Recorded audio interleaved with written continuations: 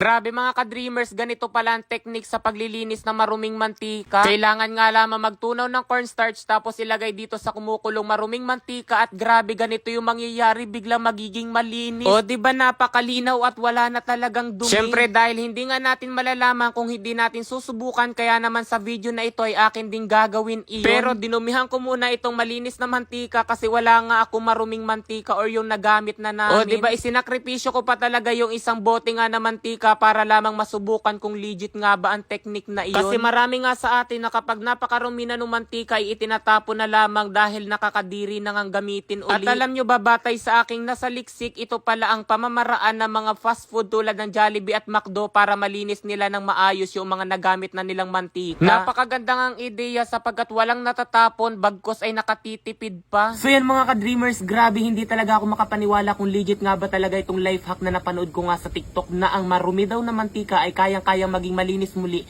gamit lamang ang tinunaw na cornstarch. Ang technique nga raw na ito ay madalas ay ginagawa ay sa mga fast food. So yan, madalas ito mga ka-dreamers, ito nga raw yung technique na ginagawa sa Jollibee, sa McDo para maging malinis yung mga used oil or yung mga nagamit na nga natin na mantika na marurumi. Bali naglagay nga lamang pala talaga ako rito ng crispy fry para maging marumi yung mantika, di ba?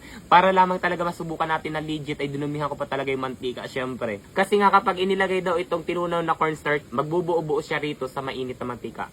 Tignan daw natin. Try lang ha.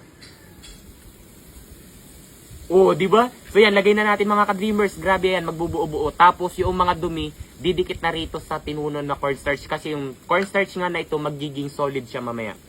1, 2, 3, go. Yan. Oh, di ba? Ganito yung napanood ko. Yan. Di ba? Tignan natin mga ka-dreamers kung legit nga ba.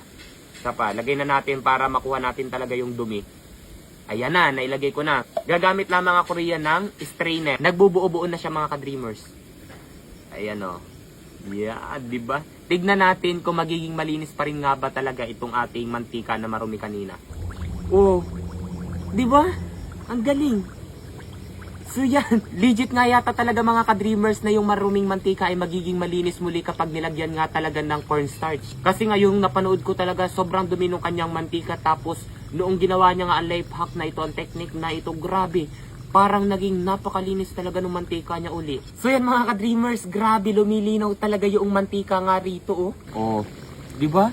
Ang linaw na ng mantika, oh ayan oh, ang linaw na niya. Sino mag-aakala na kapag inilagay pala talaga yung liquid nga ay magiging solid siya pagdating dito sa mainit na mantika. So yan mga ka-dreamers, isi-separate ko na nga itong cornstarch na nagbuo-buo rito sa mantika.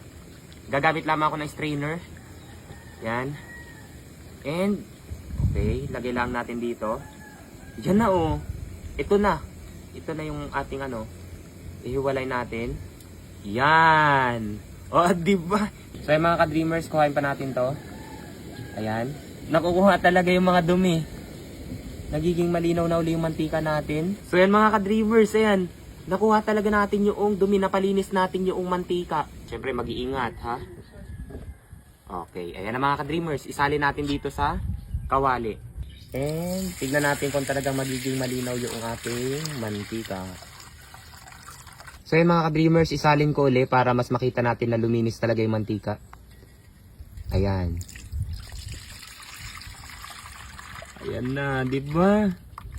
Bali, ito na nga pala mga ka-dreamers ang resulta dito nga sa aking nilinis ng mantika. O, di ba napakalinaw at walang-wala na talaga siyang dumi? Oh, 49,500! I won! 83,100. Ngayon mga ka-dreamers, tuturuan ko kayo kung paano kumita ng napakalaki rito kay PH Pasay. Nasa comment section lang ang link para mag-register at mag-deposit. Huwag nyo kalimutan mag-screenshot sapagkat mamimigay ako ngayon sa GCash. So yan, maglaro ako ngayon dito kay Super Ace. Play! Ito yung pinakamaganda scatter agad sapagkat may 10 spins siya mga ka-dreamers. 400 na agad oh. O yan yung scatter na sinasabi ko. Napakaganda niyan dito kay PH Pasay. Play! 800 agad. Oh, 1, 2. 1, 2. 1, 2. 1, 2. 4,000. 2, 4. 1, 2. 2, 4. Oh, 49,500. 5,000, 10,000, 1,000. Grabe! Tingnan nyo mga ka-dreamers. Look at this.